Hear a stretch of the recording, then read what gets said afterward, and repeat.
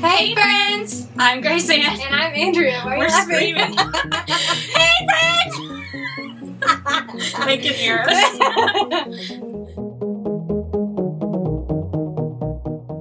Hey friends! I'm Grace Ann. And I'm Andrea. And this is GNA for Today. And we are two best friends living a faith-based lifestyle and documenting it. If you haven't already, make sure you follow us on all our social media platforms. We have Instagram, Twitter, Facebook, YouTube, obviously. And don't forget to subscribe while you're here. Thank you for watching. Yes. Last week's video was 5 in-home workouts that you can do during quarantine. It was super exciting and fun, so make sure that you go and watch that after you finish this video. So this week's video, as you can probably tell from the thumbnail, is about how to pursue a relationship in the ministry, and we just give you some tips. So if you're interested in that, then keep on watching. So before we get into like the meat of this video, we just wanted to throw a big disclaimer on this video. The fact that we're young, like by the time you're watching this, I'll be 22, I think. And I'm already 22. Like, we're not old. Like, not saying that old. Okay, we're not old. Like, old equals experience. Yeah, we're not like super experienced. We don't know everything. You probably know we're not married yet. Like, we are both like young ladies in the ministry, and so we don't know everything. We just wanted to impart some wisdom that we feel like we do have on you guys. So don't like come for us. We don't know everything. This is just what we do know. Yeah. So something that I wanted to talk about was being cautious of what you represent, because if you are already actively in the ministry, then you not only represent your personal ministry, but you represent your entire church. You represent the congregation that attends your church, and you become a face in the community, especially if you're like a part of a thriving church. Because if you're a part of a church that's doing a lot of outreach and is known by the community, you become the face of your ministry and the face of that church. And that's a big deal, especially when you're dating, because you don't want to be seen as someone who is ministry on Sundays and Wednesdays, or Sundays and Fridays and Sunday, you know, whatever. You want to be known as someone who lives their life the way that their ministry is being played out. You need to be cautious of what you represent, because people in the community will see you and they will talk, and it could harm your ministry, and it could cause you to lose your job, and that's a big deal. I mean, it's something that is serious, and you want to make sure that you are remembering who you are, whose you are, and who you represent, because, you know, when you're in ministry, you represent God first, and you want to be aware of that. Yeah, and if you've spent a lot of time with like a minister outside of the church, you can probably attest to the fact that if you go to the grocery store, they're going to see someone that they know. If you go to the restaurant like across the street from the church, or even like 30 minutes from the church, you're probably going to run into someone you know. If you're in the ministry, it's kind of your job to minister to the community, so you're always going to run into people that you know. And if you're out doing things, even if the things you're doing aren't bad, but they could be perceived as bad, then things will talk. People will talk. Things don't talk. People will talk, and you can have a bad reputation without even realizing it. So our next topic is the fact that whenever you're dating, like day 1 or day 2, pretty early, you need to have a conversation with that person and say, hey, I need to let you know, like, I'm in the ministry, and I'm only looking for someone who is okay with that, because like the ministry comes with so many things. It comes with really long nights at the church. Like, maybe you're gonna have all your meals Sunday at the church and not at home, and whoever you're with needs to be okay with that. And just the fact that like ministry is, a lot of times God will pick you up and move you around, and that's not always the case in ministry, but it does happen a lot. And whoever you are pursuing, you need to lay that out in front of them and say, hey, if you don't know, like, this is how ministry is. Like, are you going to be okay if the Lord is leading us to move somewhere? Like, if they say, no, I'm not really comfortable with that, then you might need to move on to someone else, because ministry is your calling, it's your life. And if you can't, like, you need to find someone who is okay with that ministry life, because it's who you are. you know? Yeah, and I would add to that too, like, in ministry, especially when you have a church that's active in outreach, if your senior pastor is unable to do something, there's always the possibility that it could be transferred to you as another staff member. So, like, your partner needs to be okay with the fact that you might have to leave in the middle of the night and go to a hospital and minister. Or that, you might be sitting down to a family dinner and you get a phone call and you have to go. Like, you need to be with someone who is going to be understanding of these things and is going to know that your job is more than your job. Like, it's truly a lifestyle and it's truly a calling, and you really have to be with someone who is just as aware of it as you are and is okay with that. So the next thing that we wanted to talk about is something that we actually pulled a verse for, and so the verse is 2 Corinthians chapter 6 verse 14, and I'm reading from the ESV. It says, "Do not be unequally yoked with unbelievers, for what partnership has righteousness with lawlessness, or what fellowship has light with darkness?" So we found this to be applicable to this topic because you need to be equally yoked with your partner, and that might not always be the case when you first start out dating, but because there's always room to grow, but you need to be aware of how your yoke is moving spiritually when you're dating someone, and especially, in general, but especially when you're in ministry, because your spiritual leadership is not just you. And so if you are looking to date to marry especially, you need to make sure that that yoke is becoming even and is staying there, because that's going to become your life, and they are going to come into your ministry and be a part of your ministry. And if they don't support that, or if they can't be just as spiritual as you are more in a one-on-one basis, then you need to be aware of that, because they should never be less spiritual than you. They should always be either equal or higher, and you should always be trying to reach a different level of spirituality. That's a word. I was like, what word am I looking for? Because especially when you're a minister, because that's your job, and you should always be seeking the Lord and seeking to further your relationship with Him. But if you have a partner who is way less spiritual than you are and doesn't know anything about the Bible and stuff like that, then that should be a red flag. And to tag along with that, whenever you start dating someone, from the get-go, you need to ask them, the personal questions, not just the questions do you go to church? Are you a Christian? Because, I would say, 70% of the U.S. would claim that they're a Christian. I don't know if it's that high. I just completely made that up. But I don't know. I feel like so many people will say that they're a Christian, but they either don't go to church or they don't, practice that in their lifestyle. Or if they do go to church, they still don't practice that in their lifestyle. It's really, really hard to find someone, a life partner who is actually, on the same page as you spiritually. And so you need to, whenever you start dating someone, you have to ask them the hard questions, that don't typically come to your mind, the 10 questions you need to ask your future spouse or whatever.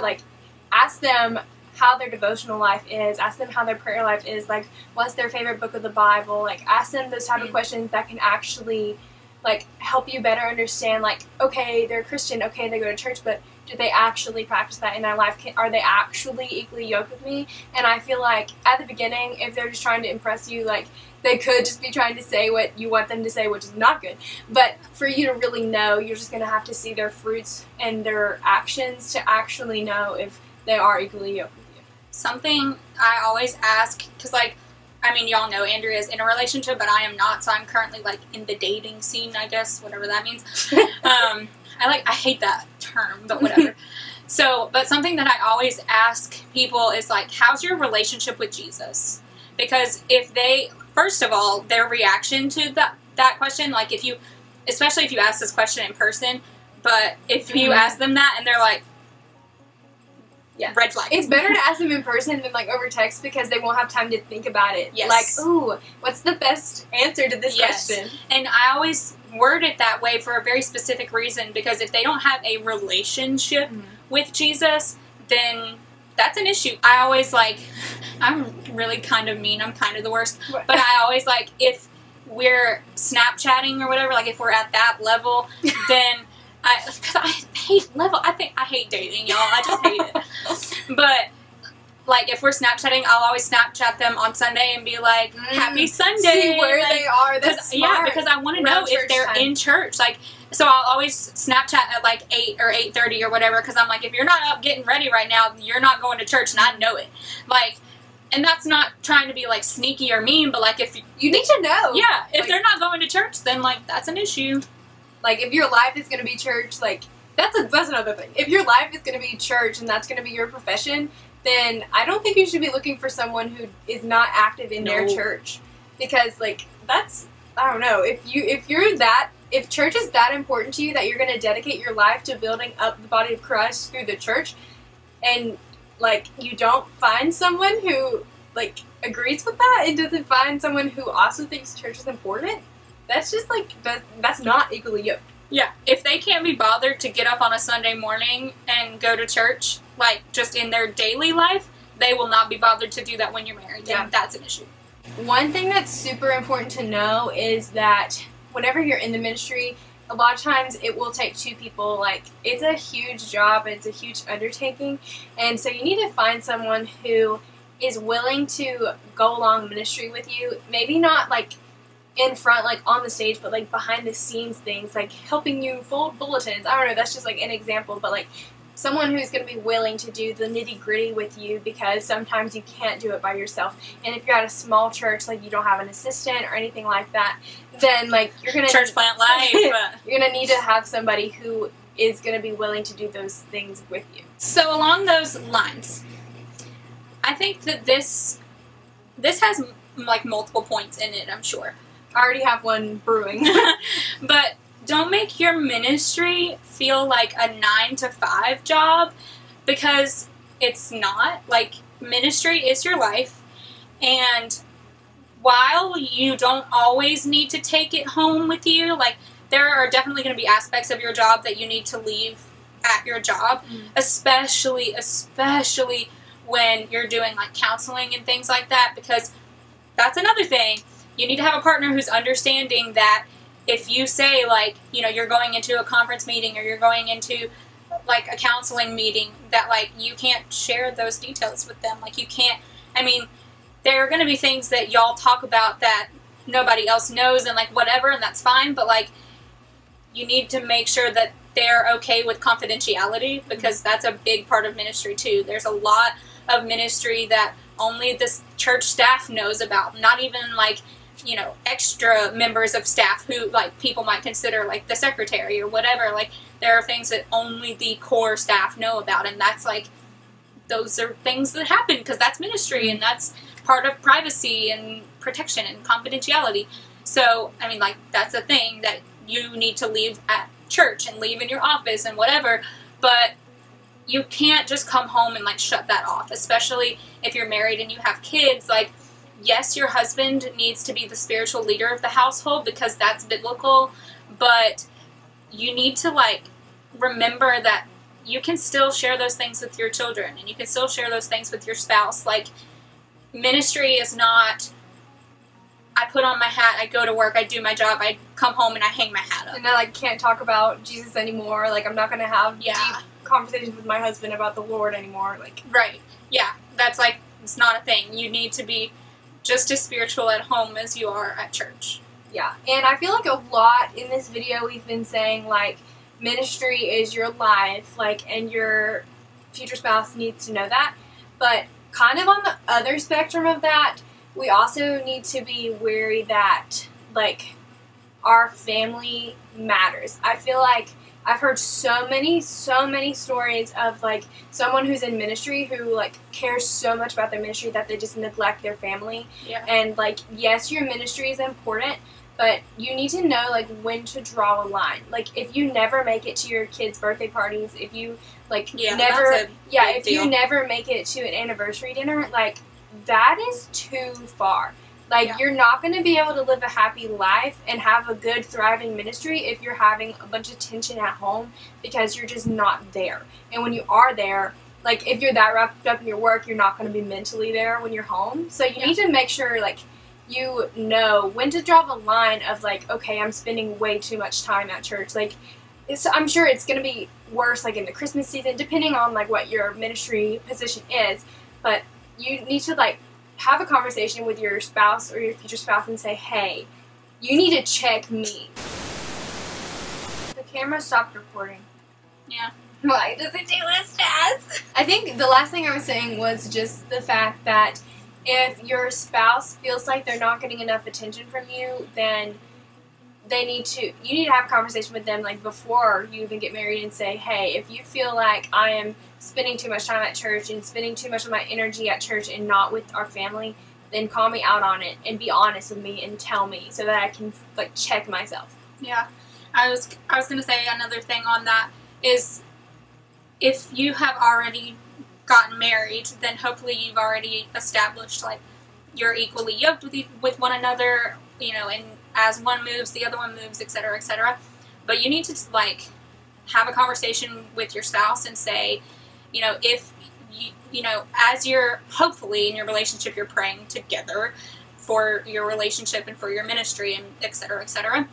So when those things happen, you need to tell your spouse, like, hey, if you hear God telling you something or telling me something and you think that I'm not following, like, what the Lord is telling us to do in ministry or in life or in whatever, that they need to call you out on it. Because if they're just as yoked as you are or more spiritually, then they're going to know those things, they're going to hear those things, and they should feel comfortable coming to you or pulling you aside and saying, hey, you know, when we were praying about this the other day, I really felt God saying this, and I'm sure you did too, so what's the deal?